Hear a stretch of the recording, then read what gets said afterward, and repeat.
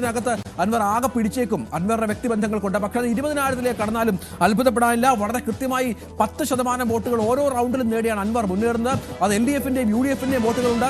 വളരെ പ്രധാനപ്പെട്ട ഒരു കണക്ക് തന്നെയാണ് അത്. അൻവർ വോട്ട് നേടുന്ന ഒരു സാഹചര്യം കൂടി നമ്മോടൊപ്പം ചേർത്ത് വെക്കണം. ഇനിയും ഓരോ നിമിഷവും അൻവറിന്റെ വീട്ടിൽ പോലും ആഘോഷമുണ്ടാകും. അൻവർ എന്താണ് ചെയ്തുകൊണ്ടിരിക്കുന്നത് എന്നുള്ളത് വളരെ പ്രധാനപ്പെട്ട ഒരു കാര്യമായി തന്നെ നൽകണം. അൻവറിന്റെ വീട്ടിലും ആഘോഷമുണ്ടാകും. LDF UDF കേന്ദ്രങ്ങൾ ആഘോഷിക്കുന്നുണ്ട്. UDF കേന്ദ്രം ആഘോഷിക്കുന്നത് വളരെ നിർണായകമായ കാര്യമാണ്. അത് അവർ വിജയം വേണ്ടി ഉറപ്പിച്ച മട്ടാണ്. അതിനുശേഷമാണ് അവർ ഇപ്പോൾ അൻവറും ആഘോഷത്തിന് ഒരുങ്ങുന്നത് എന്നുള്ളതാണ്. ഇപ്പോൾ 9ാം റൗണ്ട് കഴിഞ്ഞ് 10ാം റൗണ്ടിലേക്ക് ഒരുപക്ഷെ പോത്തുകല്ല് കഴിഞ്ഞ് 10ാം റൗണ്ടിൽ ചുങ്കത്തറയിലേക്ക് ഇപ്പോൾ വോട്ടെണ്ണൽ ആരംഭിച്ചിട്ടുണ്ട് എന്ന് വേണം മനസ്സിലാക്കാൻ. അവിടെ എന്ത് സംഭവിക്കുന്നു എന്നുള്ളത് കാത്തിരുന്ന് കാണണം. ചുങ്കത്തറയും LDF എന്തെങ്കിലുമൊക്കെ എന്ന് പ്രതീക്ഷിച്ച സ്ഥലമാണ്. അതിനുശേഷം നിലമ്പൂർ മുനിസിപ്പാലിറ്റി ആരംഭിക്കും. അപ്പോഴേക്കും എന്താണ് സംഭവിക്കുക എന്ന കാര്യത്തിൽ ഒരു വ്യക്തത വളരെ കൃത്യമായി വരികയും ചെയ്യും. നമ്മൾ കാത്തിരുന്ന് കാണണം. സജിത്ത്, നമ്മളിനി നിലമ്പൂർ നഗരസഭയിലേക്ക് കൂടി ഉറ്റുനോക്കേണ്ട ഒരു സ്ഥിതിയാണോ?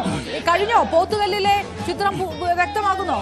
ഇല്ല, പോത്തുകല്ല് പൂർണ്ണമായിട്ടില്ല. പോത്തുകല്ലിന്റെ 9ാം റൗണ്ടാണ്. അതിന്റെ പൂർണ്ണമായ ചിത്രം വന്നിട്ടില്ല. നമുക്ക് ആ കണക്കുകൾ ഒന്നുകൂടി വ്യക്തമായി വരേണ്ടതുണ്ട്. പോത്തുകല്ലിന്റെ 9ാം റൗണ്ടിൽ ആദ്യമായി സ്വരാജ് ലീഡ് പിടിച്ചു എന്ന കണക്കാണ് നമുക്ക് മുന്നിലേക്ക് വരാനിരിക്കുന്നതെന്നാണ് പ്രതീക്ഷിക്കുന്നത്. കാരണം അത്തരം സൂചനകളാണ് ലഭ്യമാവുന്നത്. അതായത് പൂർത്തിയായ 9 റൗണ്ടുകളിൽ 8 റൗണ്ടുകളിലും പൂർണ്ണമായും അവിടെ ഷൗക്കത്തിന്റെ ആധിപത്യം ഉണ്ടായിരുന്നെങ്കിൽ 9ാം റൗണ്ടിൽ പോത്തുകൽ പഞ്ചായത്തിന്റെ സെക്കൻഡ് പോർഷനിൽ അവിടെ വന്നപ്പോൾ അവിടെ സ്വരാജിന് ഭൂരിപക്ഷം ഉണ്ടായി എന്നതാണ് അനുമോദ് സൂചിപ്പിക്കുന്നത്. അദ്ദേഹത്തിന്റെ ജന്മ വീടിരിക്കുന്ന അടക്കമുള്ള സ്ഥലങ്ങളാണ് ഈ 9ാം റൗണ്ടിൽ കടന്നു വരുന്നത്. അങ്ങനെയെങ്കിൽ അവിടെ സ്വരാജിന് അനുകൂലമായ ഒരു സാഹചര്യം ഉണ്ടായോ എന്നതാണ്. അങ്ങനെയെങ്കിൽ 9ാം റൗണ്ടിൽ മാത്രം സ്വരാജിന് ലീഡ് കിട്ടിയെന്ന് കരുതണം. അത് ഷൗക്കത്തിന്റെ ലീഡ് കുറയ്ക്കുന്ന സാഹചര്യങ്ങൾ ഉണ്ടാവും. അതാണ് 5960. ആര്യാണ് ഷൗക്കത്ത്? 5960. വളരെ പെട്ടെന്ന് 5960 എന്ന ഭൂരിപക്ഷത്തിലേക്ക് ആര്യാണ് ഷൗക്കത്ത് എത്തുന്നു. 8 റൗണ്ടുകളുടെ കൃത്യമായ കണക്കാണ് ഇപ്പോൾ ലഭ്യമായിരിക്കുന്നത്. ഇവിടെ ഇനിയും അറിയേണ്ടത് 9ാം റൗണ്ടിൽ ഒരു ലീഡ് LDF ലഭിക്കുമോ എന്നുള്ളതാണ്. പ്രത്യേകിച്ചും സ്വരാജിന്റെ പഞ്ചായത്താണ്. അവിടെ സ്വാഭാവികമായി അവർ ലീഡ് പ്രതീക്ഷിക്കുകയും ചെയ്യുന്നു. അതെങ്ങനെ സംഭവിക്കുമെന്നുള്ളത് കാത്തിരുന്ന് കാണണം. ആ കണക്കുകൾ പുറത്തു വരേണ്ടതുണ്ട്. അതേസമയം പോത്തുകല്ലിൽ ആദ്യ റൗണ്ടിൽ, അതായത് 8ാം റൗണ്ടിൽ വളരെ കൃത്യമായി തന്നെ ആര്യാണ് ഷൗക്കത്ത് ലീഡും നേടിയിരുന്നു എന്ന് വേണം മനസ്സിലാക്കാൻ. 5960-ലേക്ക് എത്തിച്ചത് ആ ലീഡാണ്. ഇനി അത് താഴേക്ക് പോകാനുള്ള സാഹചര്യമുണ്ടോ, അതോ കുതിച്ച് 6000 കടക്കുമോ, 7000 8000 ഒക്കെ ആകുമോ എന്ന് കാത്തിരുന്ന് കാണണം. പോത്തുകല്ല് കഴിഞ്ഞാൽ പിന്നെ അടുത്തത് ചുങ്കത്തറയിൽ അൻവർ ഇനിയും വോട്ട് ഉയർത്താനുള്ള സാഹചര്യമുണ്ട്. അത് UDF-നെ സംബന്ധിച്ചിടത്തോളം വോട്ട് കുറയുമോ, LDF-നായിരിക്കുമോ അത് എഫക്ട് ആകുക എന്നുള്ളതാണ് കണ്ടറിയേണ്ടത്. ശരി, അത് നമുക്ക് ഈ അൻവറിന്റെ കഴിഞ്ഞ റൗണ്ടുകളുടെ സാഹചര്യം കൂടി നമുക്ക് പറഞ്ഞു പോകാം. ഓരോ റൗണ്ടിലും അൻവറിന് സമാഹരിച്ച വോട്ടുകൾ എങ്ങനെയാണ്? 1ാം റൗണ്ടിൽ 1588, 2ാം റൗണ്ടിൽ 1278, പിന്നീട് 1253, അടുത്ത റൗണ്ടിൽ 1420, അടുത്ത റൗണ്ടിൽ 1221, അടുത്ത റൗണ്ടിൽ 1120, പിന്നീട് 1078. നോക്കുക, എല്ലാം 1000-ന് മുകളിൽ 1500-ന് അടുത്തുള്ള വോട്ടുകൾ സമാഹരിച്ചാണ് അൻവർ പോയിരിക്കുന്നത്. 19 റൗണ്ടുകളിലും ഇതേ ചിത്രമെങ്കിൽ 27% വോട്ടുകൾ എല്ലാ റൗണ്ടിലും. അതെ, അതാണ് കൃത്യമായ രാഷ്ട്രീയ ചിത്രം വരുന്നത്. അതുകൊണ്ട് അൻവറിന് സ്വാഭാവികമായും അവകാശപ്പെടാം, ആഘോഷിക്കാം. അതാണിപ്പോൾ അൻവറിന്റെ വീട്ടിൽ സംഭവിക്കുന്നത്. ഒരുപക്ഷെ അനീഷ് അവിടെ ഉണ്ടാവും. നമുക്ക് ബന്ധപ്പെട്ടാൽ ഒരുപക്ഷെ അനീഷ് വ്യക്തത അൻവർ മാധ്യമങ്ങൾക്ക് മുന്നിൽ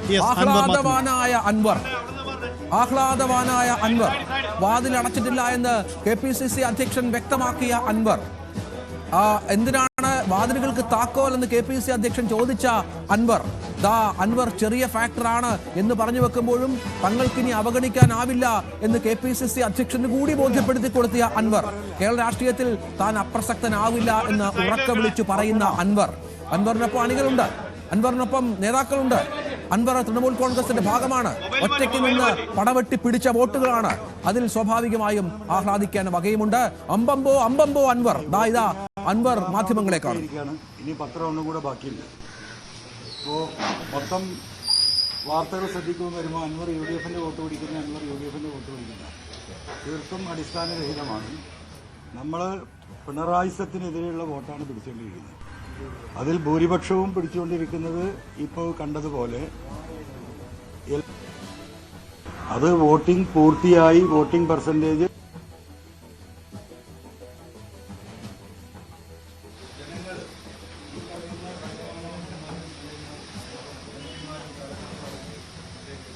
ഒരു 3000 വോട്ട്, പിന്നെ 5000 വോട്ട്, പിന്നെ ഞെരുങ്ങി ഇന്നലെ രാത്രിയൊക്കെ ആകുമ്പോൾ ഒരു 8000 9000-ത്തിലൊക്കെ എത്തിയിരുന്നു.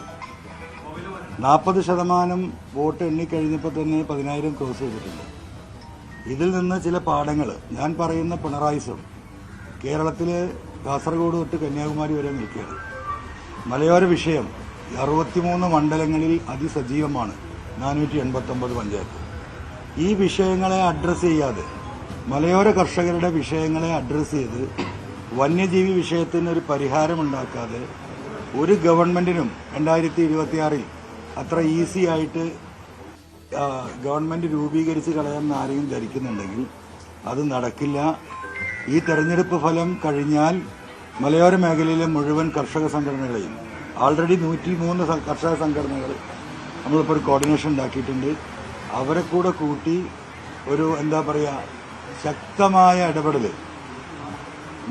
ഈ വിഷയത്തിൽ പരിഹാരമുണ്ടാക്കത്തക്ക രീതിയിലുള്ള ഇടപെടൽ വരുന്ന ആളുകളിൽ ഉണ്ടാക്കാൻ തക്ക നിലപാട് UDF സ്വീകരിച്ചാൽ ആ UDFനോടൊപ്പം മുന്നോട്ട് പോകാനുള്ള സാഹചര്യമുണ്ടെങ്കിൽ മുന്നോട്ട് പോകും.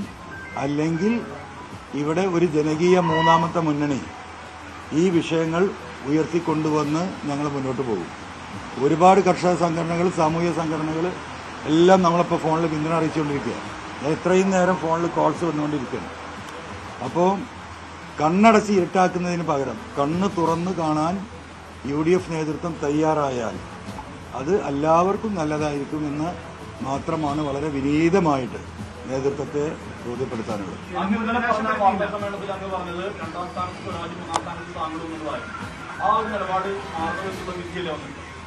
വിധി പറയാനായിട്ടില്ലല്ലോ, 40%